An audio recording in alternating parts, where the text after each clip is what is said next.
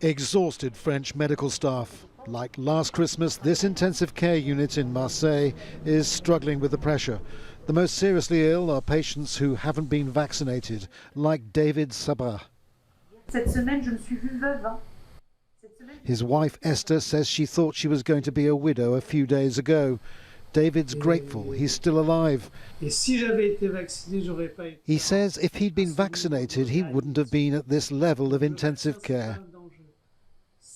While Omicron infections seem to have a lower rate of hospitalisation, the extreme increases in infection rates mean the sheer volume of cases are quickly putting medics under pressure. While France is breaking records, so too is Italy. The UK has been running Christmas Day clinics to give vaccinations. The priority is on booster jabs. The government's heavy reliance on vaccinations to try and quell the Omicron infection rates is in question. On Christmas Eve, a record daily figure of 120,000 was reached. And now the Office of National Statistics is warning that 1 in 10 people in London may be infected with COVID in the coming days. Last Christmas, Queen Elizabeth assured people suffering in Britain they wouldn't be alone. This year, though, her focus wasn't on COVID. It was the death of her husband, Prince Philip, the Duke of Edinburgh.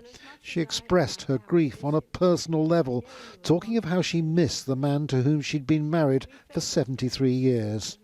Christmas can be hard for those who have lost loved ones. This year especially, I understand why. But for me, in the months since the death of my beloved Philip, I have drawn great comfort from the warmth and affection of the many tributes to his life and work. At 95 years of age, the Queen takes immense care to avoid any exposure to the virus. But for so many people, especially in London, that isn't the case. And the Health Service is now warning there's been a 40% increase in hospital admissions.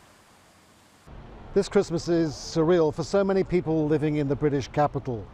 The government says that it's watching the data before making any decisions on heavier restrictions. That prediction of 1 in 10 people here suffering from COVID is a sobering statistic. The government may well introduce heavier restrictions, possibly before the new year. Simmons, Al Jazeera, London.